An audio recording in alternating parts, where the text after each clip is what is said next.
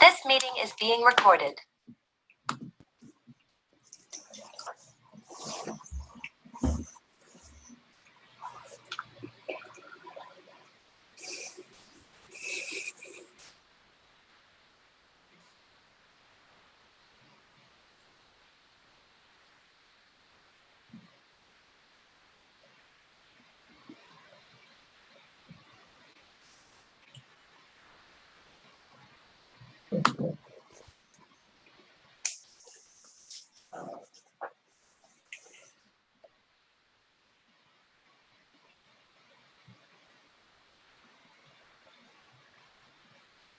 Hey everybody, we are just running a little bit late today. We've had some technical issues letting in one of the panelists to the Zoom call, so we are just going to delay it for 5 minutes. Bear with us.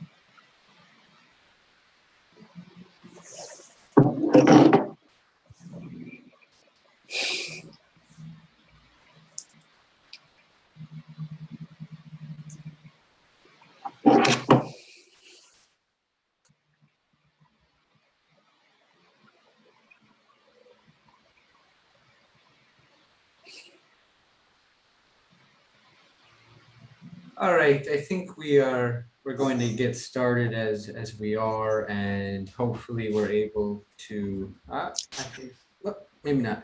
We're going to see if we can add in our third panelist. But anyway, we are convening today on the occasion of the latest report from the Noria Research MENA program. The report is Libya's Electoral Impasse, written by Jalel Harchaoui. Before we proceed any further, I'll just give you a few brief remarks about Noria Research itself and about our panelists, and then I will offer a few kind of overview comments on Jalel's report before turning it over to him for a more extended discussion. So Noria Research was created 10 years ago in Paris, initially as a network for young researchers from France and elsewhere to discuss their work on international affairs. Subsequently grew into a research center with regional programs covering South Asia, Central America, Turkey, and the Middle East and North Africa. Noria also provides training services for social scientists and journalists and others doing field work, as well as workshops on talking to media and translating your research into kind of wider audiences. The MENA program, for the most part, has been animated by the question of the problematique, I suppose, of counter-revolution and the coterie of political, economic, cultural, social changes we've seen in the region since late 2010, early 2011. Now, a brief word about our panelists regarding the report's author, Jalel Harchaoui. He's a political scientist specializing in North Africa, Libya and Algeria in particular. He has previously worked with the Global Initiative Against Transnational Organized Crime, a Geneva-based NGO, as well as at the Clingendael Institute based in The Hague. He's typically focused his research on Libya's security landscape and political economy. And he is, of course, a frequent commentator in the press and is published with Foreign Affairs, Lawfare, Politique étrangère, Foreign Policy, and Small Arms Survey, amongst other places.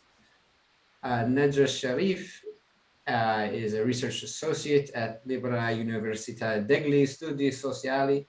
I did my best there. School of Government in Rome. She focuses her research on the political transitions in the Arab world since the popular uprisings of 2011.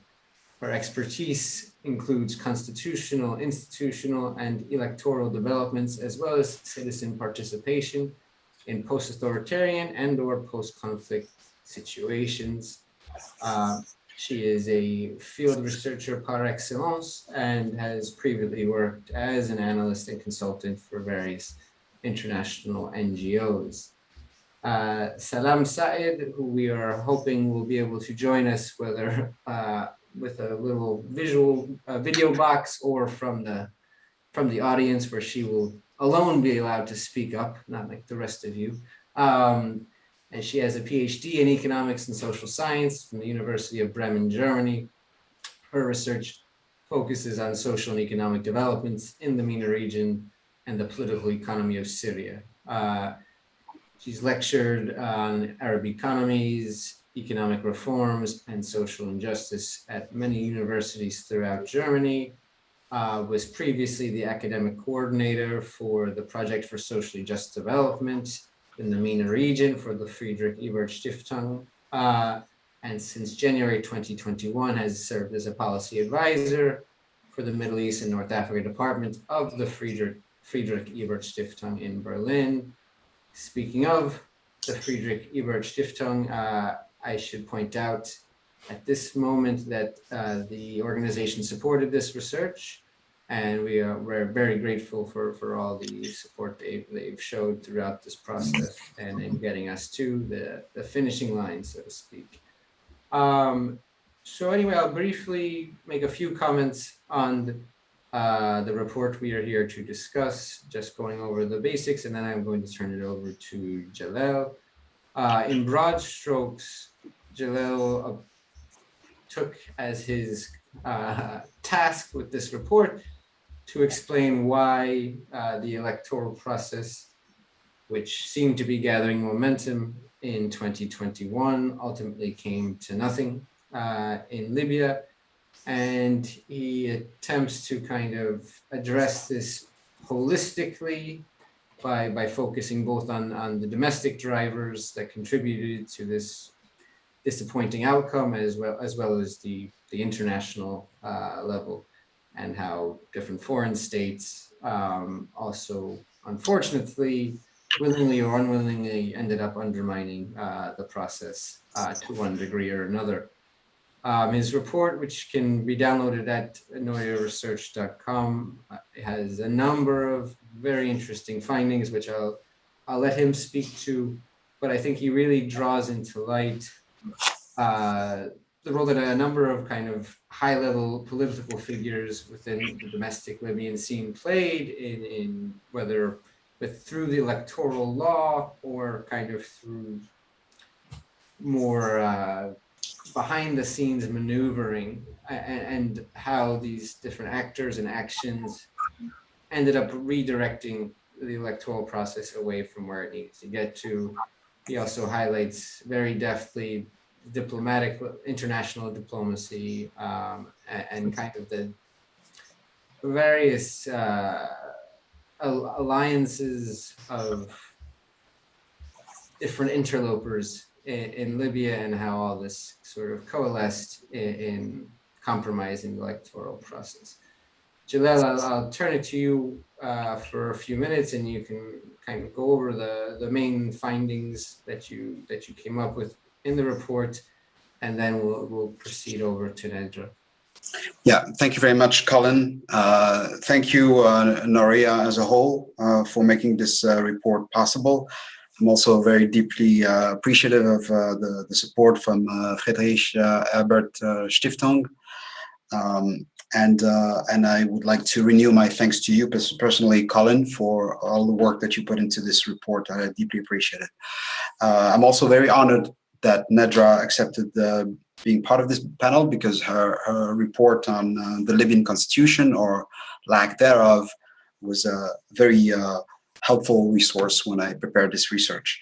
I mean, the main difficulty with regard to the question that I really tried to address was that it was a big, fat, obvious failure.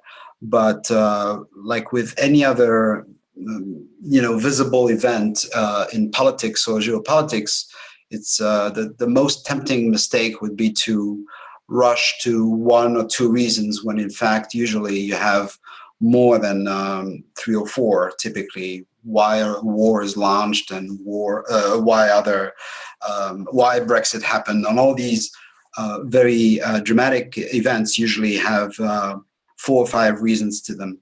And so I had to kind of put in some thought into how to approach this, and things started appearing quite clearly when I realized, after speaking to a bunch of ordinary Libyans in the south, in the west, and even in the east, that effectively ordinary citizens wanted this election. So one distinction that really helped me was to separate the current ruling elite and the populace, the people who are just basically being subjected to the consequences of their decisions. And of course, foreign states, we have to recognize this, are deeply indifferent to the suffering of Libyans. They work closely with the few elites that happen to be on the top, and they're quite happy and quite content working with roughly the same individuals, while complaining about them, obviously. Another distinction that was quite illuminating is the fact that the Gaddafists, of course, controlled this elite stage for 42 years, but are now, unless they're at the service of the new elites, the post-2011 elites, are outside. They're left basically out of the game. And this set of potential candidates or currents are really symbolized by the son of Muammar Gaddafi, Saif. And also speaking with Libyans, you realize that his candidacy created a real fear, even if at that stage the process was already quite in bad shape. The candidacy of Saif al-Islam actually made things worse. So another key moment, of course, was this tweet by the French embassy that rushed to give all of its support, unconditional support, to an elections law that was deeply flawed. But at the time French support was expressed, there was still a few weeks where the parliament in Tobruk, responsible, actually the leadership of the parliament who was responsible for actually writing this law and ramming it through without a vote, that person's Aqila Salah in the east was still around. There was still a possibility. He didn't hope for such a big embrace from the UN and from France, and later from de facto from the United States. So there was still a window of opportunity that was effectively shuttered by this deeply democracy-loving state called France. So, the framework that I was able to, I think, to unfold in the report allowed me to insert all those reasons, and you have effectively a picture where you have multiple culprits,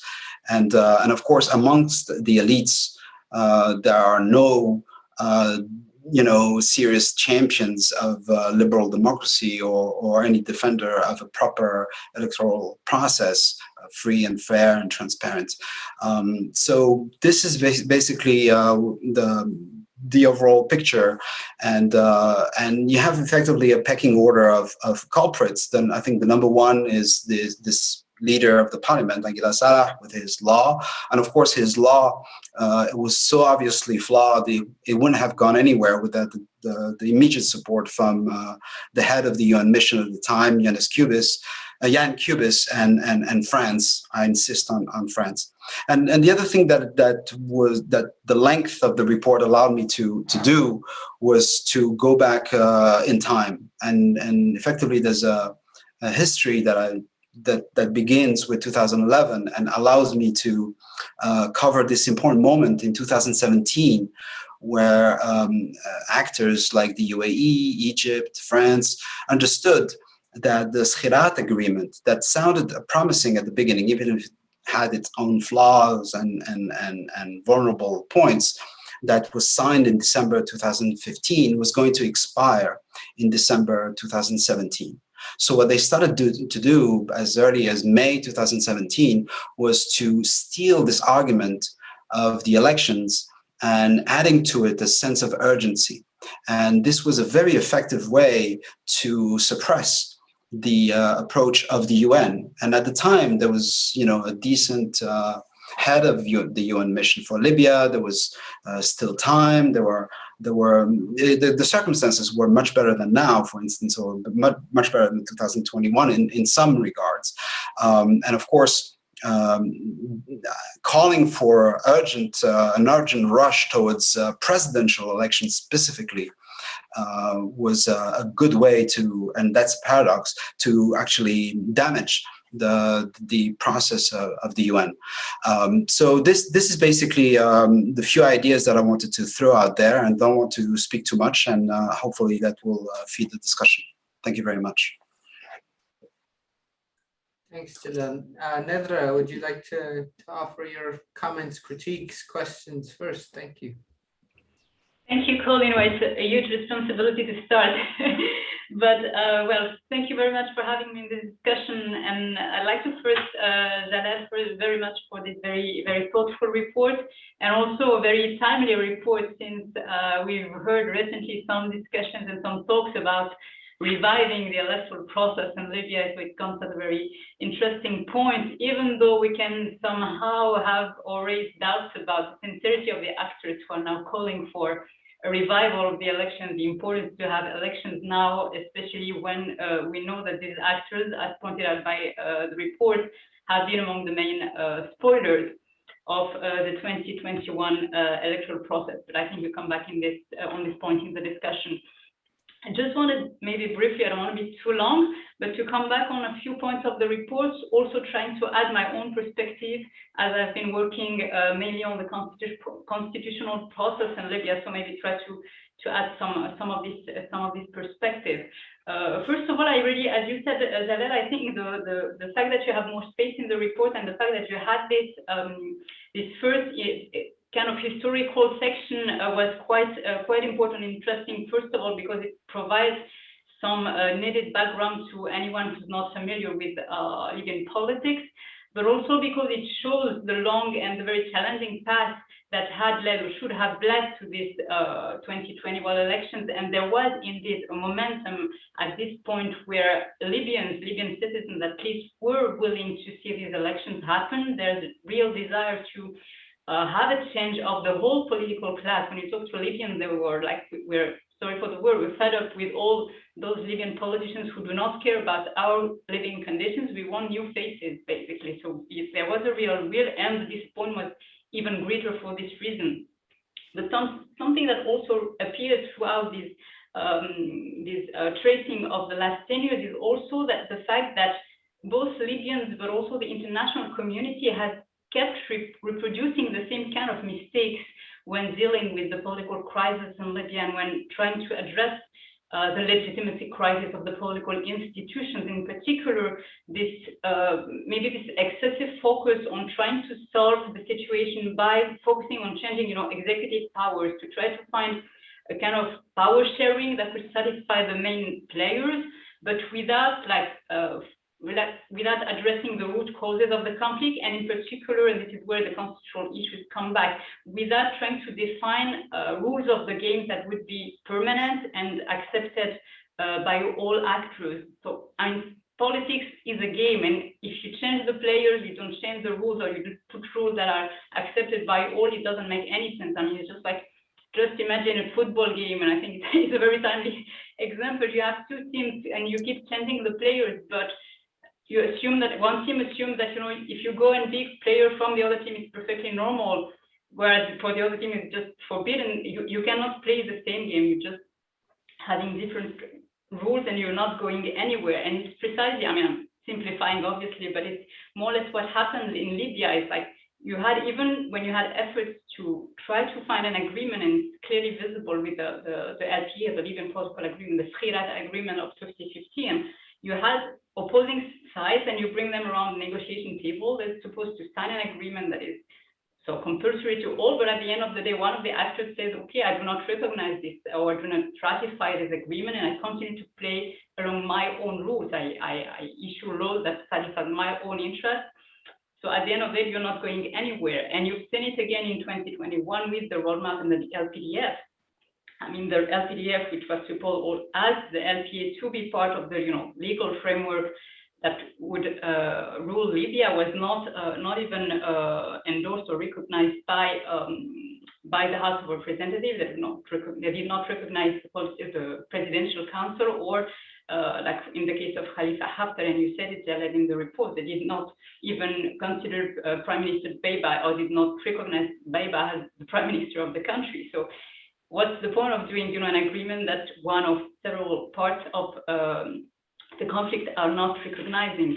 And this brings us back to the issue of the constitution and the fact that Libya, within the last 10 years, has not managed to achieve a permanent constitution, so basically a supreme rule that would be applicable to all. I'm not going to enter into all the details about why Libya has no constitution today, but I think it is one of the main, what hampered to a large extent the Libya to prevent Libya to reach some sort of political stability throughout these years. The second thing, which I found personally very interesting in the report, is since we are talking about defining rules of the game, is the attention you put on the presidential function and the problem it represents in Libya.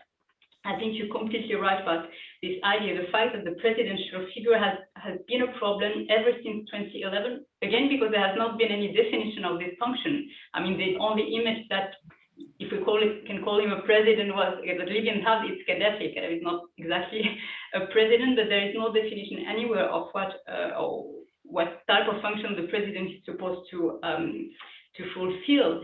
And over the years, this problem has been circumvented by this idea of setting up a presidential council. You know, we divide power to avoid that one man can have all the powers into his or her actually hands, but it does not solve the question. It's just circumvent the problem.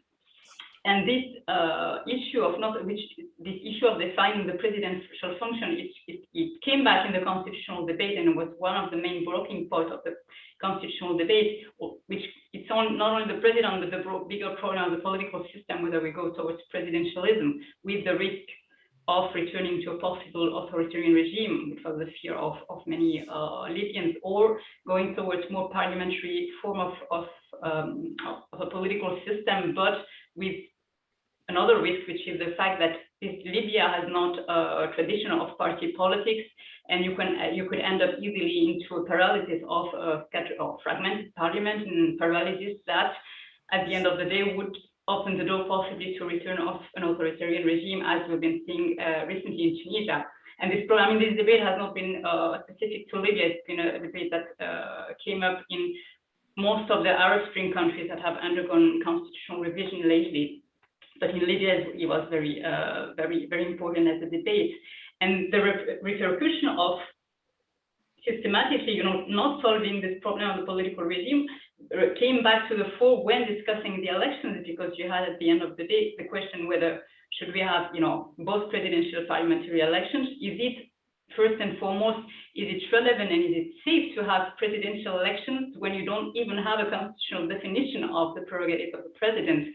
So even today, when we talk about people who are trying to reach an agreement, sometimes they try to think about having only parliamentary election because it's safer, and to keep the formula of the presidential council just because it's safer for now. But at some point, this problem would need to be addressed. Otherwise, I mean, you keep reproducing the same issue. A last point, but very briefly, because I think it's going to come back in the discussion, is the broader question about were the elections really the solution in Libya? I think it's a broad question to which I do not have an answer, but it's also a question that do elections in general have the right solution for countries undergoing conflict or post-conflict situation? Well, it's a very theoretical question, and I have no answer here. But what you pointed out rightly in this report, Jalel, is the fact that actually among the political elite, nobody really wanted elections. I'm not sure even today that anyone wants to have elections, and not only among Libyan, but also among their foreign sponsors. And on the opposite side, you do not have any actor that is able to impose or to push or to put pressure on these people to kind of agree on a solution and go to elections with like the Libyan streets, Libyan political parties, civil society, and even the UN. You showed very, very clearly like the weakness of the UN throughout this process. And we're still today at the same point, but when people, when you try to discuss with people and you say, okay, there could be the possibility of an agreement, the first thing that they would tell you is like, okay, but what are the guarantees that this agreement will not remain ink on paper? I mean, there is nobody that is strong enough that has the capacity to impose anything to the handful of Libyan stakeholders that basically decide the fate of Libya. I think I'll stop here because I've talked too much. And thank you again for the report and for having me with you. Thank you so much, Nadra. Salam, we'll turn over to you now if you'd like to offer your comments, critiques, questions, or if you'd just like to bamboozle Jalel with whatever kind of non-sequiturs. This is your floor. Thank you very much, Colin, and thank you very much for the invitation and give me the opportunity to read and comment this very valuable actually report, just to understanding what's happening in Libya, what has happened in Libya. And I very appreciate very much the analysis you provided in this report, Jalal. It is very good an overview over the whole process. I just want to point out some of the points which also Nadra touched on in this regard. The first one is we now at the moment, let's say we have a hopeless situation in Libya. We talk about that political actors blocking the election process because they know with the election process they take the risk they will lose their power, they will lose their position maybe, and this is why they are like playing with the time, just trying to postpone the election process as much as possible in the meantime, but trying to reconciliate or let's say strengthen their power, even not only politically but also unfortunately economically, having like accumulating a lot of wealth and income just to invest again in their political let's say legitimacy at some point.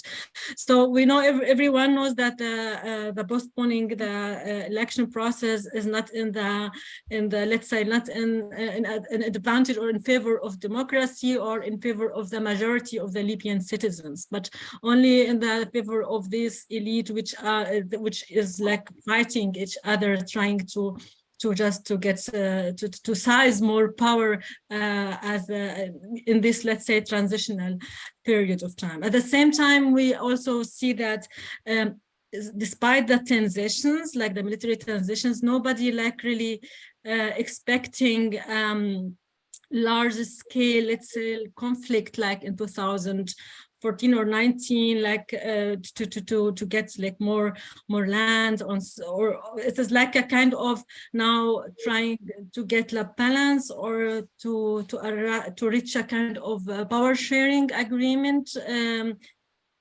like beyond the election process. And once it happened that they agree on something, maybe they will allow like a kind of election process just to be unfortunately like a theater more than the real democratic process. You, Jalal, your analysis concentrate on two things, which is very important. I think it is very clever as well method, that internal and external factors behind this, let's say, blocking the election process. In Libya, and my questions to you is three parts. The first one is, what are the factors that could help to make the election possible from your point of view? Like, if we want to look ahead, and you are very, very pessimistic in all parts, but in the last part you was a little bit, you were a little bit optimistic, but that it could happen if, for example, you suggested UN play a role in it. And the question to you, what we should be what we should be done to make it successful? What is the expected role of the UN? Because you criticized the role of the UN. What do you think it is good now? You have a new special envoy, UN envoy in Libya. What do you think, if you can meet him, what he should do just to make it successful? The second one, you discussed also in your report about which step should be first. Like, it is like an institutional process. It is to have the constitution first and vote, and then coming to election, or it is enough to have the election law of Saleh Aqila and then just trying to modify this one and try to make it better and then go ahead with this. What about, or you have first maybe to renew the transitional body, maybe it is transitional government, just in a short time, just to make everything sit well, and then we can start like a kind of to end the transitional period. This is the one question. The second one is related to the potential role of civil society. You said also that the majority of the people in Libya, like, they have no tools to change. They cannot do anything. They are like somehow not able to opposite this what's happening, even if they're not happy with what is happening actually now in Libya. Do you think there's any potential role of civil society we can as a watchdog on the one hand, but also as an actor and just pushing in one direction? The third one is about the geopolitical balance, because you talked about the role of intervention, international intervention, and we know that the geopolitical situation has changed after the Ukraine war. Maybe Russia is more busy with its war. Even the European countries are like less. They cannot pay a lot of attention for Libya like before. For example, I talk about France, for example, which has like a destructive role, as you described it in your report.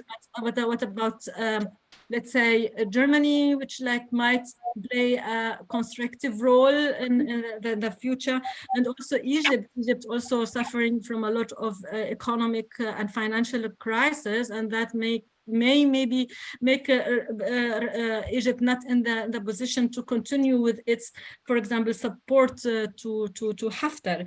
So do you think there's, by any chance, there's a geopolitical balance can advantage any positive change in the Libyan political landscape, or push for better, let's say, prepare for better conditions for the election process? Thank you, and I'm sorry also for being late for long in my contribution.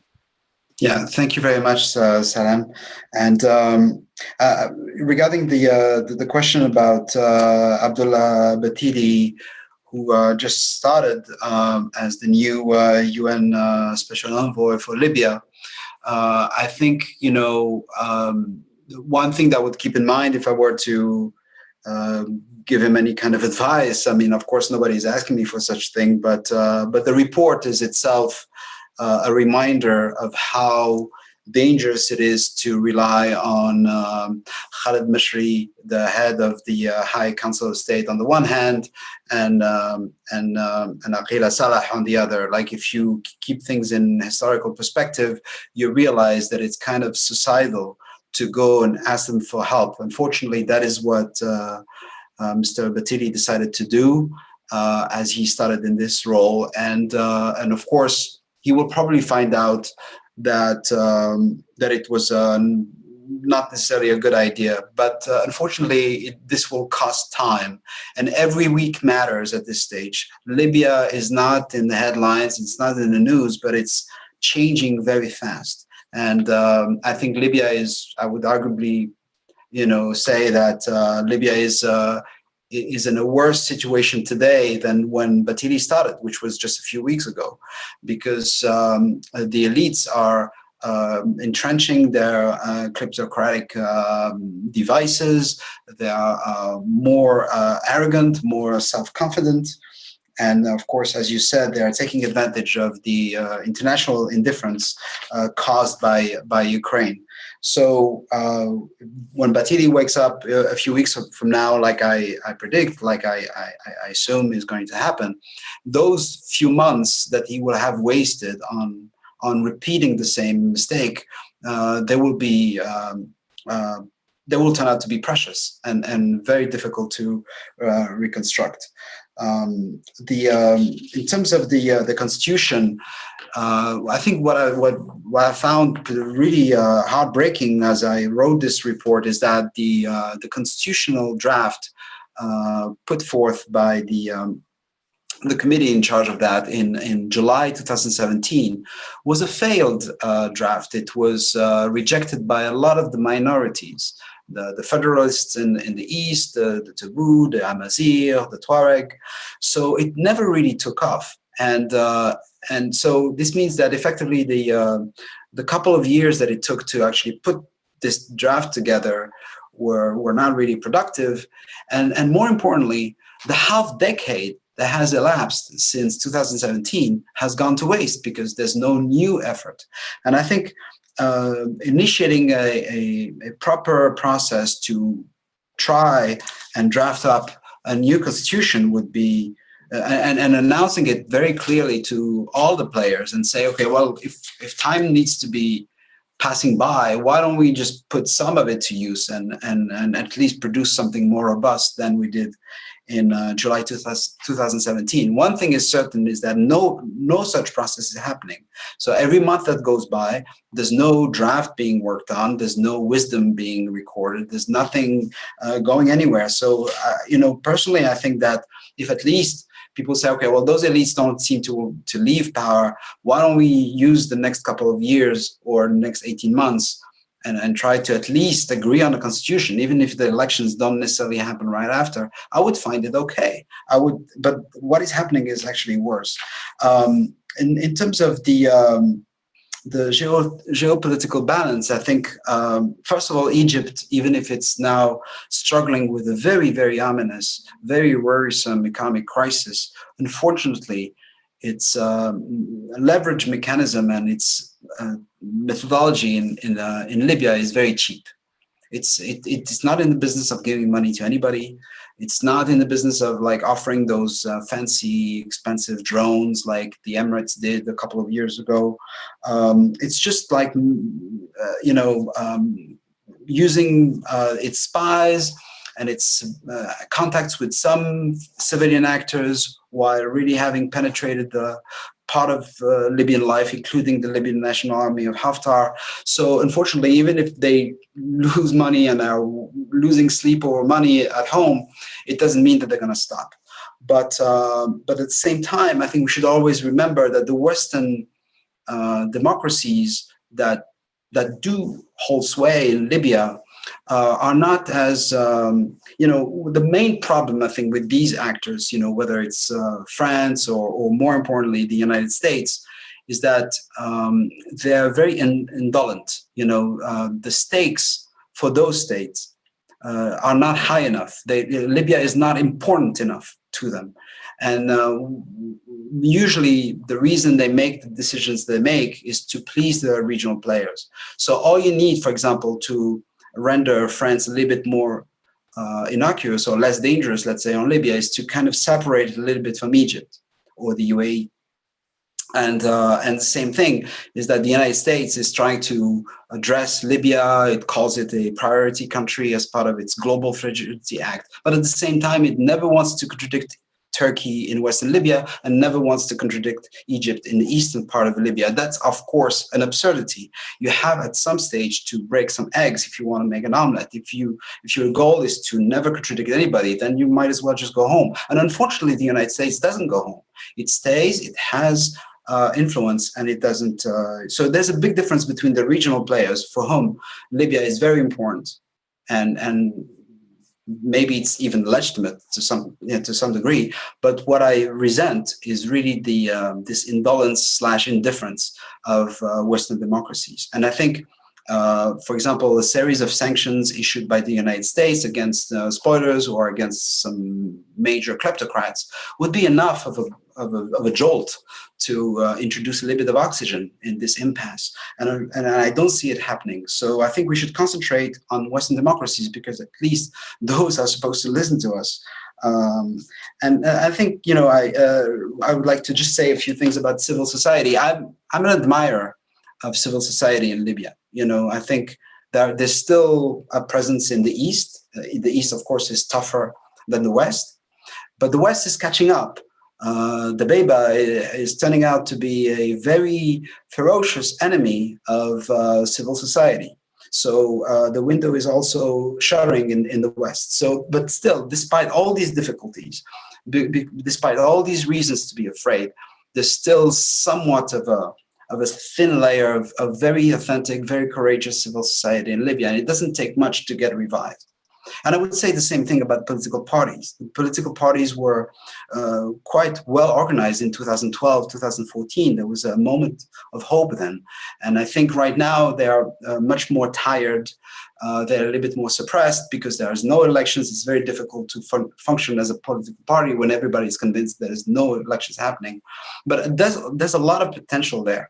So I think some pressure to defend civil society is actually worthwhile, because there is something there. There is a lot of young, energetic people willing to put in time and travel in their vast country, but here again, the time factor is absolutely scary. I think the situation is much worse today than 12 months ago, and 12 months from now it will be scarier.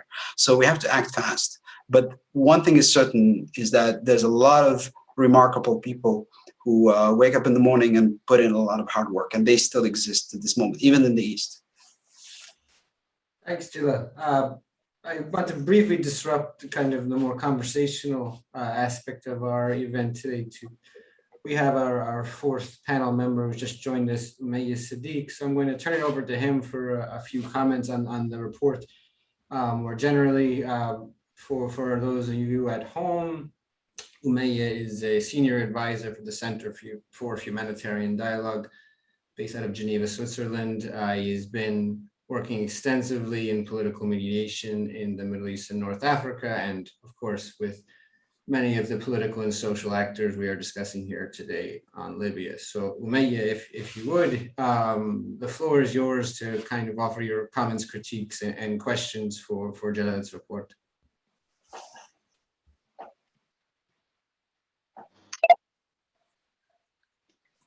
Hi, hi, how are you? Do you?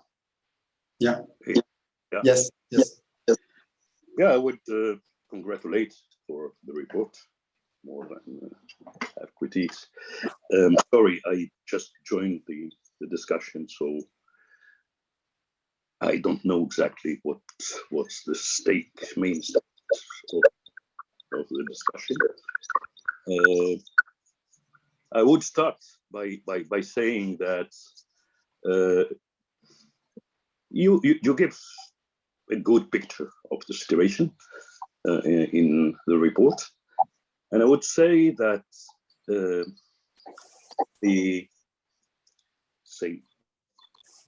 if we want to say it in one sentence, the problem in Libya is that there is Libya now is in big contradiction. The contradiction is that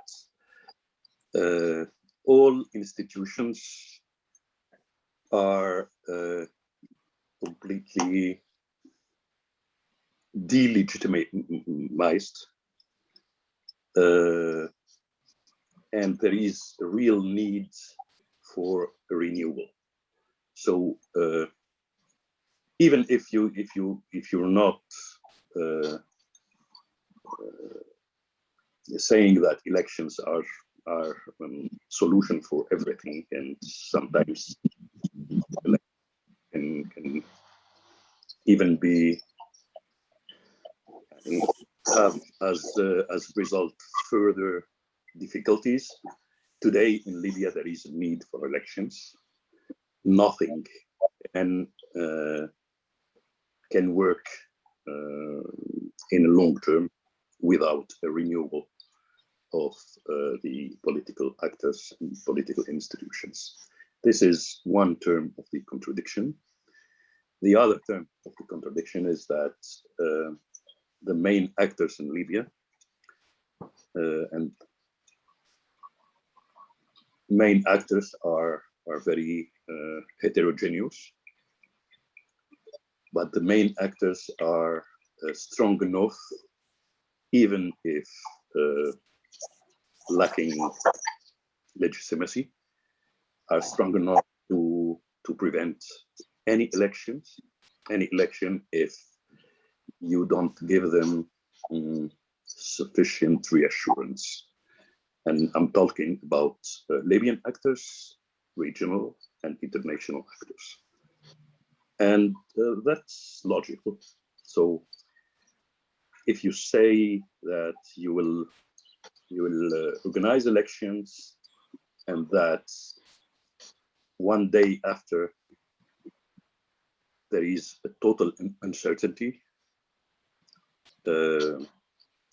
nobody will participate and will help to do elections, even if Libyan people want it. But all the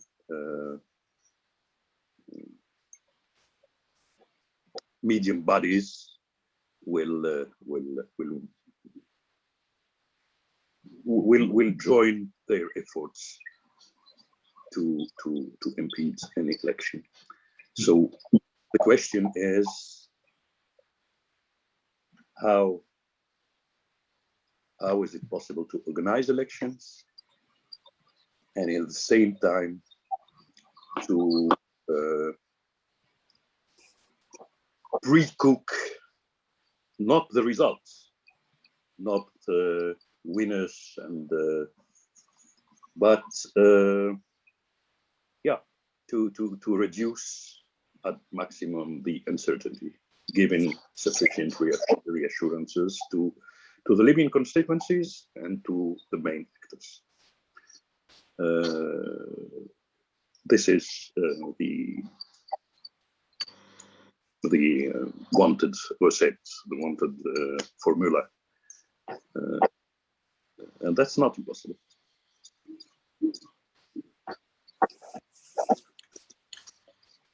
Thank you very much. Would you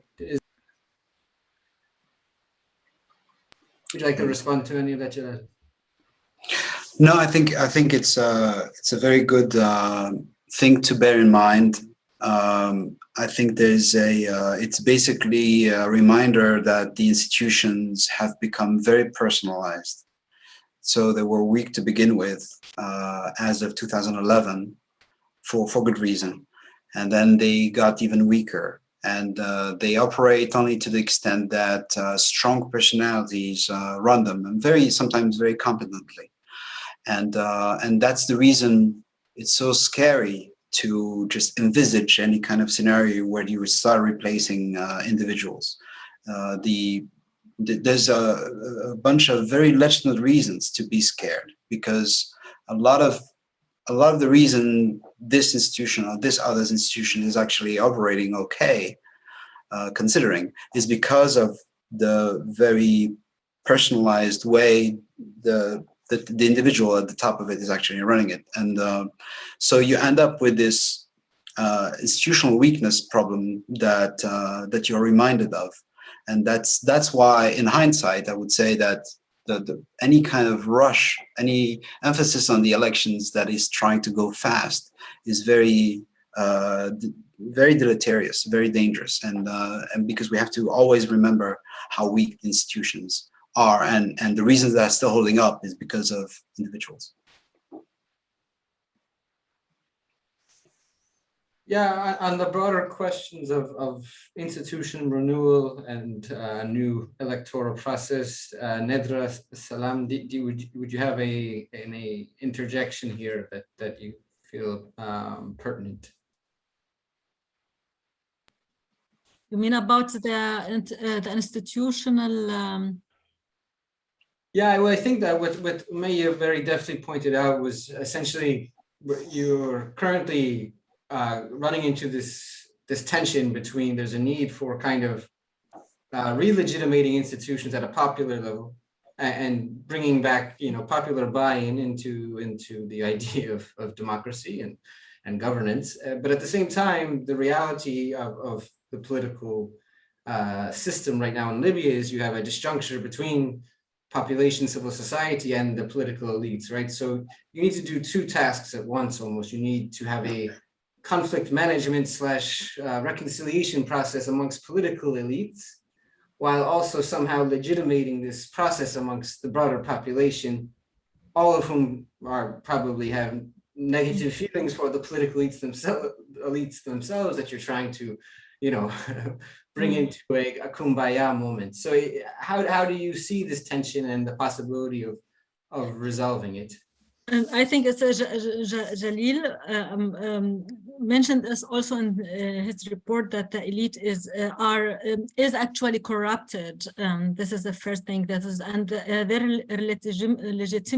legitimacy comes not from let's say their good work, but from their military militias, which protected them all the time. And this thing is not a good thing, but looking at the governance things is a one thing, but another thing is this fragmented institutions in Libya is a big problem. But the coalitions, for example, if you see, for example, Aqila Saleh as a representative of the House of Representatives, like the parliament. Haftar is the representative of the military. And on the one side, this is a part of the state institutions, and the other part, which is the central bank with Khalid Mashri and Dibiba, who are now trying to appear together, like in the summer. So it makes that, okay, the central bank and the Dibiba is on one side and the other institution on the other. But it is very I see this as a very dangerous situation, because this will deepen even the fragmentation within the institutions. And these institutions, very personalized. There's also the very heartbreaking truth that the institutions didn't work as an institution, but more than personal enterprise or something like this. And this is also this mentality of how manage state institutions is not really a good thing, or does not supporting the democratic thing. And one of the questions in the chat from Boris, which is very actually good question, what do need the ordinary citizens in Libya? And if you ask them now, if you go on the street, they will say, we need recovery, we need electricity, we need water, we need education, we need healthcare. The infrastructure issue, which actually it is the responsibility of government, of state, job creation, all these tasks, actually no of these institutional body tackled these challenges and just contribute to the, let's say, prosperity of the Libyan population. Even if Libya is a rich country, Libya is not a poor country. It's still they have no electricity. Like in Syria, it is like a very, very very sad, actually. And this makes also link, as let's say, make the problem very obvious about the distribution of wealth, distribution of income. Who is responsible for the distribution of all these resources within Libyan society and Libyan economy?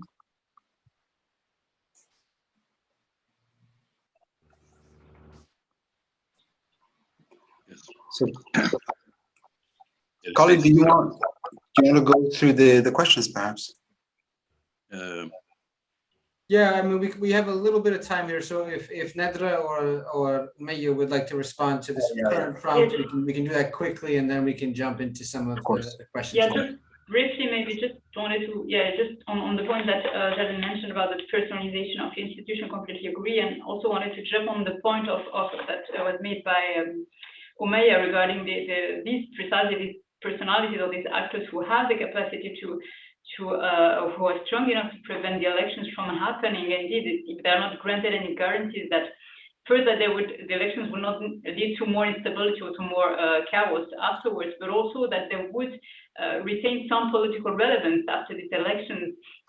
They will still, basically, it's like elections will happen either on our own terms or they will not happen at all, which is why, and I agree with this contradiction that you said, Umayya, about the fact that on one side you need to organize elections, but basically if you really want elections to happen, you kind of need to pre-cook the results, or to kind of find a bargaining package that would give these people who control the electoral process a position or some relevance afterwards, which in a way contradicts the whole of the people to have free and fair elections and to let them decide who they want to have as new political leaders. This is where we stand today, and I think it's going to continue in this direction. We've seen like the current negotiation like between Aguilar Sarah and Khaled Messi. No, you're still in the same kind of political cooking, if I can call it like this, where I think the solution, elections, as Jalel said, are not impossible in Libya, but they'll probably be part of a bigger package, bargaining package that includes constitution, elections, sovereignty position that are currently being negotiated, and for these actors to allow at some point the elections to happen.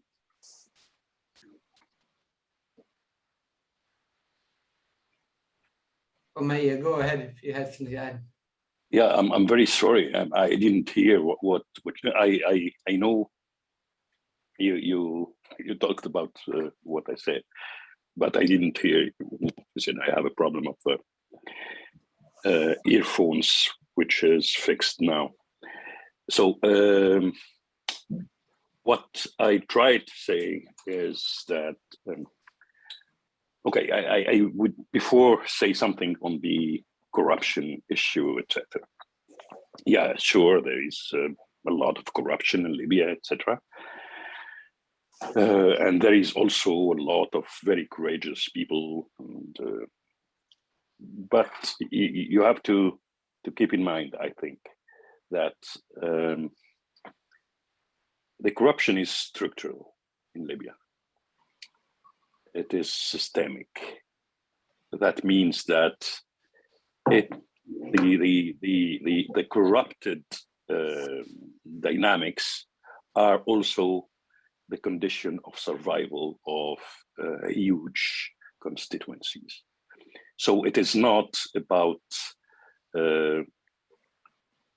getting rid of some corrupted actors and everything works good.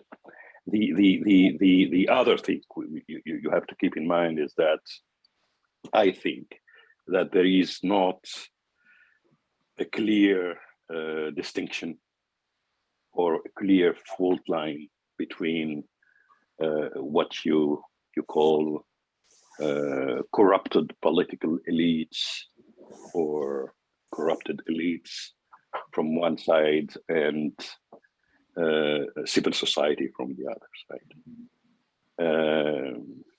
It is completely mixed, and the distinction is very, very hard to do. I'm not saying that the civil society is not good. There is very, very good people, very courageous people, but the condition of existence and reproduction of these actors from civil society, or I don't know, is civil society, is our tribes civil society? Are militias when they don't fight civil society, or when they want to give up weapons? There is. So yeah, I think that we have to consider we are in front of a corrupted system, corrupted structures of power, in which everybody is participating. When I say everybody, I say also who talk about corruption. So I don't know. You saw all the reports, recent reports, talking about the role of EU in funding groups in counterpart of fighting migration and participating in the corrupted economy and corrupted political system. I think it will be very hard for anybody to distinguish the corrupted actors from non-corrupted actors, and you cannot be a player in Libya, a real player, an effective player, without participating to this structure, to this system. So it is not about selecting the good actors and the bad actors and try to impose virtuous process that way. It is, I think that Libya needs a rupture, need to go to a new page. Election today is considered the only way to do that, and probably it is. But in order to be able to organize accepted elections, sufficiently accepted elections, not only by elites, even by people. People want elections, but people can be afraid if they see the possibility of results which can harm them or harm their constituency or their region, etc. So yes, the names you mentioned, the different political names you mentioned, are not popular, have very, very, very thin popular legitimacy. But when there is fear, they will have constituencies. If people from one region think that their historical rivals can win and can take all the advantages and maybe can be able to harm them, they will support the unpopular people they hate in order to protect themselves. The only way to go beyond this stalemate is to propose a sufficiently balanced and sufficiently fair formula containing agreements on checks and balances, containing reduction of the prerogatives of the elected bodies, the potentially elected bodies, in order to make it to make election where people know that the winner will not take everything and the the one who the defeated with lose everything. And you have to find a formula in which the different important actors or influential actors will not be killed or will not be completely eliminated from the landscape after the elections.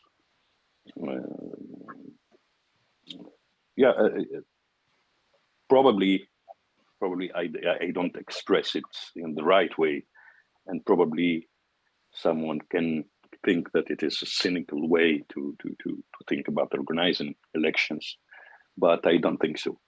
I think that after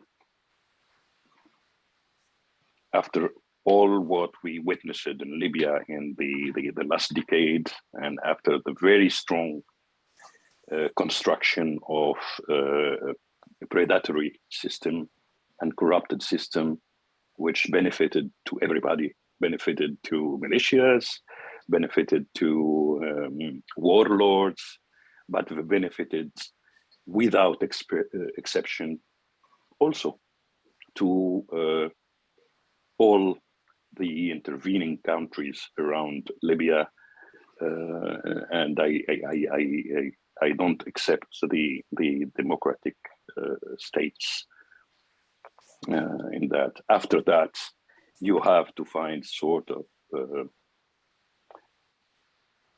SAS. I don't know how you say it in English. SAS. SAS de sécurité in French. Probably someone can translate it. And sorry if it is too confused and complicated. No, that's great. Nedra, Jalel, we're going to wrap up in a few minutes. So if you'd like to respond to anything May just said, or to the general problems, I think what's outstanding amongst the questions the audience has typed in, I think, Jalel, you touched on the kind of evolutions of political parties from 2012 to the present day, and sort of the loss of capacity, perhaps, amongst the political parties themselves. But if you could speak whether to the broader question of democracy, or to the standing of political parties and the chance of kind of building something robust enough as to give an alternative channel. Yeah, I think, I mean, political parties, I would like to just repeat, the fact that they behaved in a relatively vivid, lively manner for a couple of years. And the reason is because during the legislative elections of July 2012, party blocks were allowed in the parliament. And this was removed in June 2014. And was going to be removed again in 2021 if the legislative elections had happened. And this has been very demoralizing, and it has been really a mechanism that has weakened political parties.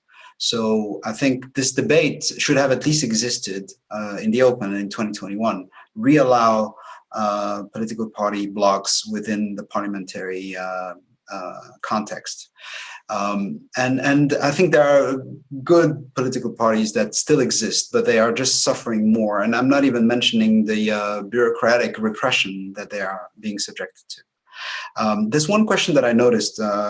Somebody asked about the ongoing negotiations between Ibrahim Dbeibeh, the nephew of the current prime minister in Tripoli, and Saddam Haftar, the son of Field Marshal Khalifa Haftar in the east.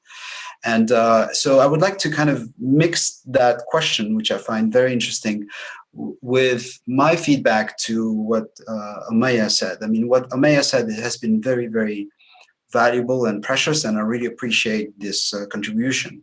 But I would tend to add something, is that when we say that the corruption system is something we should kind of tolerate a little bit. The corruption system hears us, and it moves. It keeps moving. It's much more aggressive now than a couple of months ago. And when you see the Emirates promoting this discussion between Saddam Haftar and Ibrahim Dabeiba, and of course you can hear the silence on the part of the United States and other Western democracies, this is actually entrenching the corruption system. It's making things that are already predatory even more predatory and more permanent. So this idea that we can discuss the corruption system without the corruption system hearing our discussion is completely naive. It keeps moving. And I just want to kind of end with this idea that it's a moving target, and it's a very aggressive, it's just moving very, I would even speak of an acceleration of kleptocracy in Libya. So we have to be very careful to not speak in generic terms about the corruption system or the predatory system in Libya. We have to always specify when. And when we talk about now, we have to always remember that it's worse than 2 months ago, and it keeps moving. Nedra, would you like some closing words before we say goodbye to everybody? Maybe just in 2 words, just to come back on what Umayya said about the idea of the election, organizing the elections in Libya. And I don't think, Umayya, that what you're saying is too cynical. I think it's just the reality of Libya, and Libya is no exception, actually. I think we should try to avoid or move away from this very romantic idea that, elections in a very, as we know, as a fair, free, democratic elections are a formula that would solve, problems in any post-conflict situation. I mean, the reality of Libya is that if you really want an election, and it seems to be, at least in the general discourse, the only way out for the moment, you have to adapt to the reality. And if this reality says that you basically kind of find a negotiated formula that will not, we drive you to elections, but the elections will not be the kind of free and fair and democratic as we are used to. The question is, should we accept this idea or not? I think in Libya, it's not like you really have a choice. It's choosing between two, bad solution. Either you remain in this kind of legitimacy crisis and its instability, or you try something which is not perfect, but which might improve the situation a bit. So at the end of the day, you have to make a choice, and this is, well, we'll see if it's going to work in Libya. It's also a test, but it's a reality, and sometimes you have to just deal with that. And yeah, I think it's not a very optimistic closing, but it's a kind of realistic one. So I'll leave you with this. Thank you so much, Nedra, and thank you everyone for joining us today. Jalel, if you have any parting words for the crowd, but in general, you can find Jalel's report at NoriaResearch.com. And we really appreciate everyone attending and participating in the Q&As, and to all of our panelists, thank you so much as well. Jalel? I just wanted to reiterate my thanks to everyone who contributed to this discussion. I've found it absolutely delightful, and I've learned a lot. So thank you so much. All right. Have a great evening, everybody. Bye-bye.